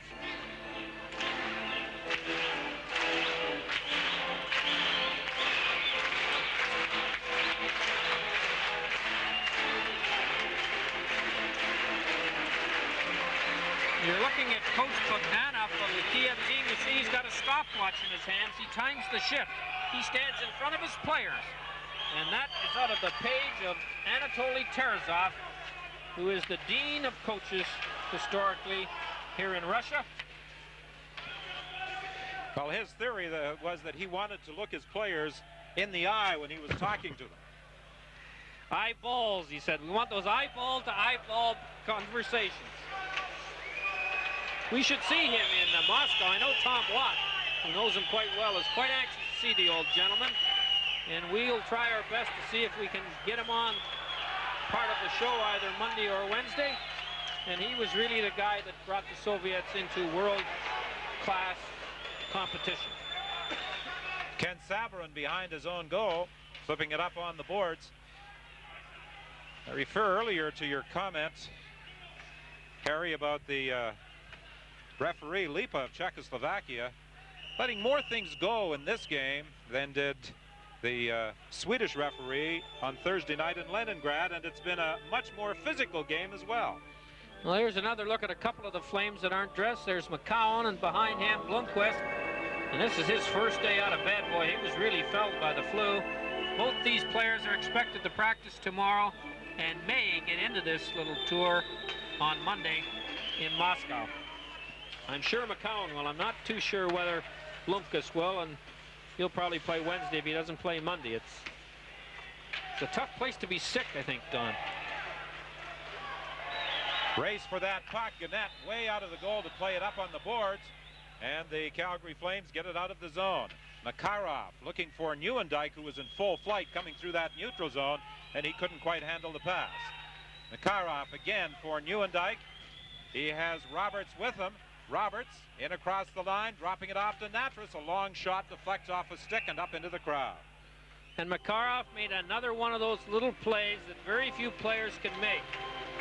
Very aware of where everybody is on the ice, even the guys behind him. And he made a nice little play to give the Roberts a chance to slide it over to Natras for a point shot. And Natras, who was superb in the playoffs last year, especially in the finals, finds himself like about 3 other Flame defensemen who sipped out of that Stanley Cup in a battle for a job. As they have 8, 9 defensemen, and they're all probably capable of playing in the league. Godinuk off the boards for Alipov. He couldn't control it. Natras knocked off the puck. Alipov has it. Alipov takes the shot right on. Gannett makes the save. Steve Gannett in goal for the Flames, replacing Rick Wansley near the 14-minute mark of the second period. Since taking over, he has been unbeatable. Gorbushin back in his own zone. He brings it out for the Soviets to Alipov on the left side. Long slap shot, pad save by Gannett. Johansson plays it around the boards, and it comes out into the neutral zone. Godinuk, as the result of a collision with Joe Nieuwendyk, lost his helmet. Makarov slides it into the slot. Gilmore couldn't pick it up. Boy, if I was an NHL scout, I'd be looking strongly at that Godinuk as a draft. He's been superb tonight, and he's a tough cookie. Makarov moving into the slot, check. Stepanchev moving in. His shot goes off Murzin into the corner. Coming back to help out is Doug Gilmore. He got it loose, but not out. Ovchinnikov tried to move in, lost it to McClellan. Plays it ahead to Priakin. Priakin tried to go cross ice to Gilmore. A weak pass that didn't get through. Ovchinnikov up on the wing to Kubulikov, cutting for the net. Saved by Steve Gannett as he stood his ground. Gannett, in the brief time we have seen him in this game, has been impressive. Very, and he looks very poised, not nervous at all. And he hasn't played on this tour in Czechoslovakia or in Russia, so it's been a while since he's had game conditions, but he's looking and sharp, playing well. Zinoyev, who has scored one of the 2 Soviet goals, plays it back in his own zone to Ovchinnikov, knocked off the puck by Fleury. Back to the point to Sabarin. Sabarin managed to keep it in at the line, then Priakin was dumped and the puck is fired out of the zone. Well, you have to give this Kiev team marks. They're outmanned as far as weight and height's concerned, but they're not out-hustled, and they don't mind taking the body. They've taken some good shots. Long shot from the point, and that one is kicked out off the stick of Shireyev. As Harry said earlier, the top scoring defenseman on this Sokol Kiev team, Shireyev. Pass in the wing to Ranheim. Ranheim trying to go around Shireyev. He's knocked off the puck. It goes loose. McCrimmon into the corner for Hunter. Hunter is body. He and Nada battle. It comes loose to Shireyev. Although the Kiev team does not play in the Russia North American tour in December and January, I'm quite sure we might see some team pick him up. He's slated to play for the Soviet national team this year in the World Championship, and he's an impressive defenseman, number 14. In fact, the defense core for the Kiev team, as the 6 of them, have played very well, and they have played 6, not 8, the way you might think. And there is the fellow we're talking about, number 14.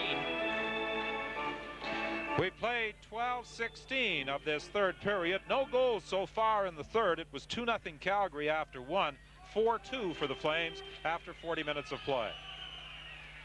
Shot from the faceoff by Poplinski is steered to the corner. Joel Otto is battling for it there. He tried to get it back to the line. Mark Hunter helped keep it in.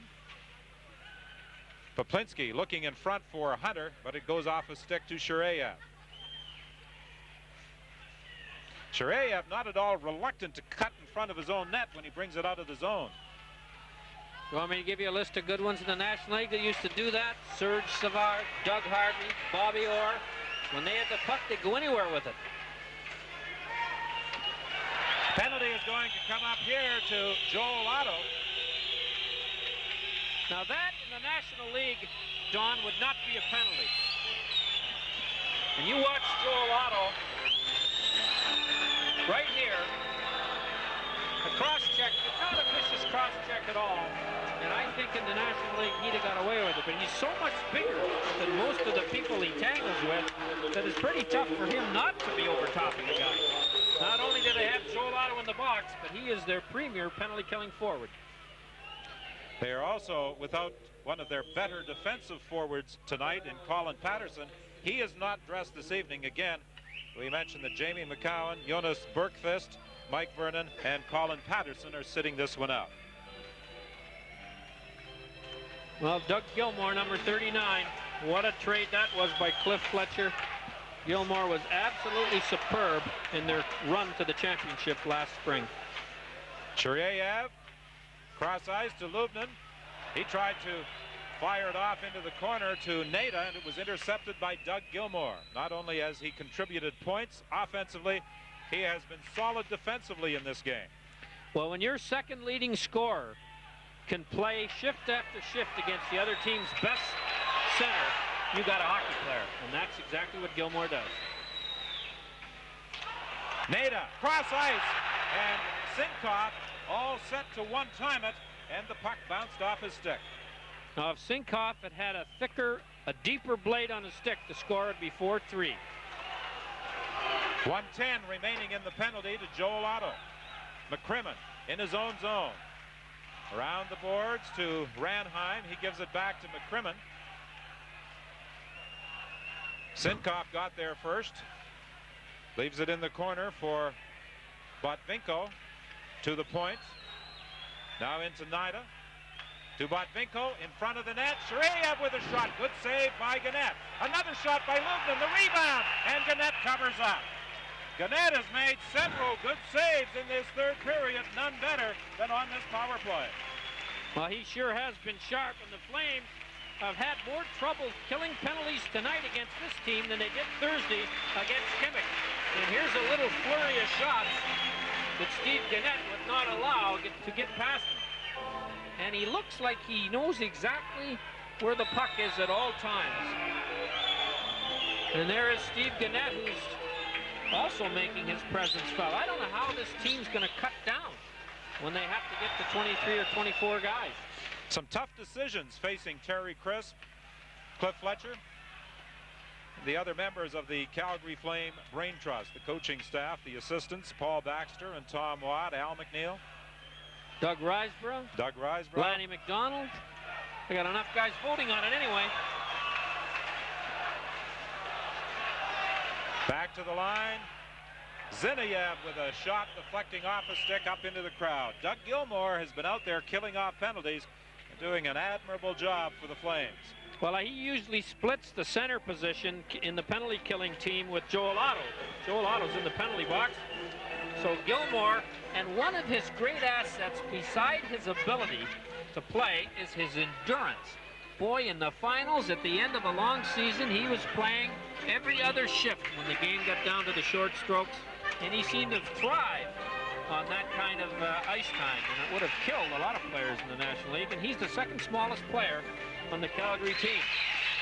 But he may be as big as any when it comes down to who does what. And it was just over a year ago, early in September, that Cliff Fletcher was able to acquire him from St. Louis in that trade. Penalty to Joel Otto has now expired. The Flames back at full strength, and Otto steps into the Soviet forward Stepanishchev as he attempted to bring the puck up ice. The Soviets try again. Stepanishchev goes cross ice to Yuldashev, fired wide of the net.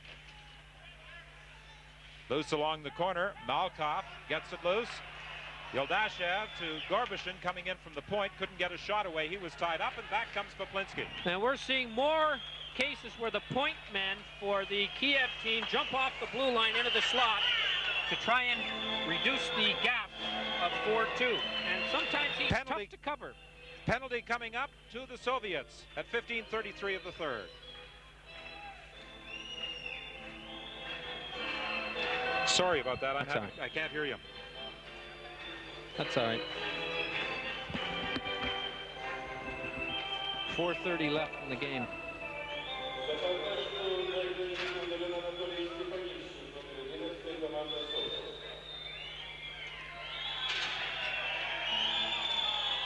What was it for?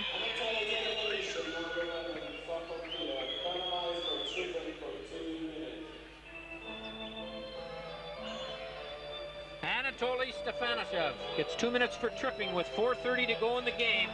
This is a bit of a bitter pill for the Kiev team to swallow, because they have been coming on with some good chances. They just can't beat Steve Gannett in the goal for the Calgary Flames. And now they have to give up 2 minutes of the last 4.5, which is time they'd like to have to operate to tie this game.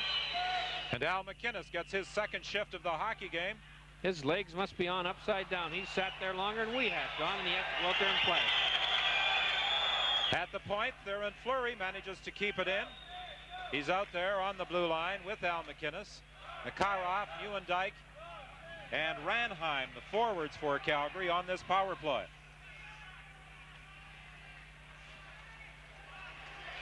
Al McInnes was probably enjoying the game up until this point of the third period. Well, they want him out there for that home run shot he's got. And I'm sure the Kiev players, especially the goaltender, haven't seen many that can shoot like he can, if any. McInnes drives it in. Neuendijk takes a hit in the corner as he attempted to pick it up. That was Kristich who stepped into him.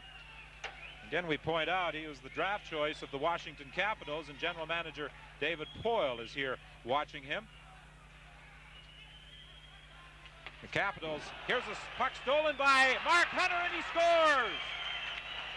Second goal of the game for Mark Hunter as he steals that pass in Soviet territory, a cross-ice pass, and Hunter picks it off. Well, it's not a great picturesque goal. Have a look at it.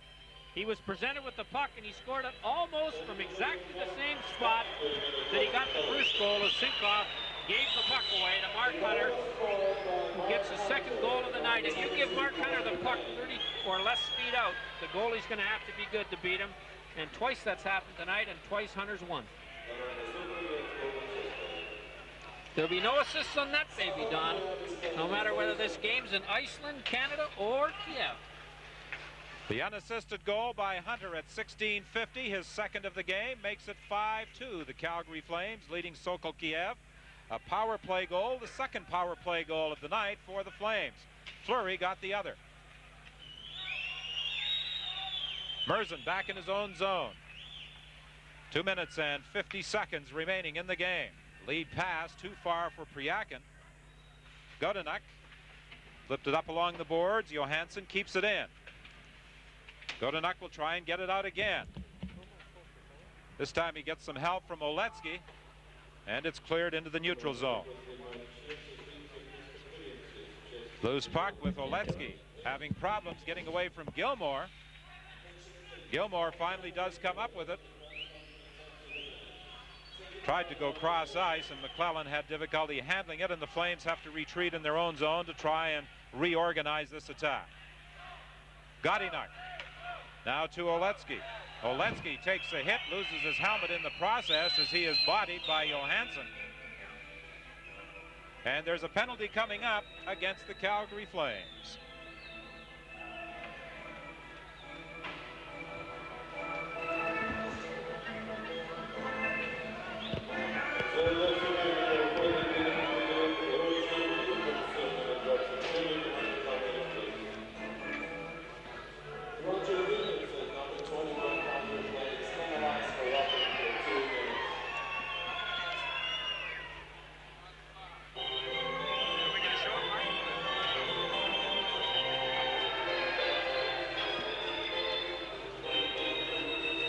Well, in professional football, that would have been called clotheslining, but they call it roughing here at the Kiev Sports Palace. And as a result, the Flames will finish the game with the exception of 3 seconds shorthanded unless Kiev scores. Joel Otto is out there with Gilmore, McCrimmon, and Suter in a penalty-killing role for the Flames. Nida fires it in. McCrimmon gets there first along the boards for Otto, and Otto helps the puck continue on its way down the ice. Well, the Flames haven't been called upon to win this game by their penalty killing, but their goaltenders, Walmsley and Gannett, could easily qualify for stars 1 and 2 as far as the Flames are concerned. They've had to make some good saves, and I think the opposition tonight has been a little tougher than it was Thursday night in Leningrad. The game has certainly been played with more intensity. As it's dumped down the ice, Joel Otto going after it. Samoylov way out of his net to play it up along the boards.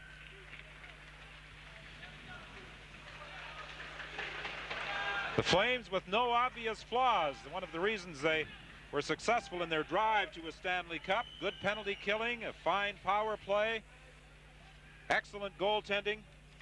They can use the body effectively. They look as though they're going to be the power again in the National Hockey League in this 1989-90 season, which certainly isn't good news for their other opponents, particularly those in the Smythe division. Well, when your team gets that kind of goaltending, you got a real chance of being successful. And the goalie for Kiev is out, so now there's 6 skaters against 4. A tactic that's rarely used in Russia, pulling your goalie. The Soviets gain control. Malkov cross ice. Kristich couldn't control that high pass. Ziniev to Kristich. Kristich bumped by Natras. The puck goes loose in the corner.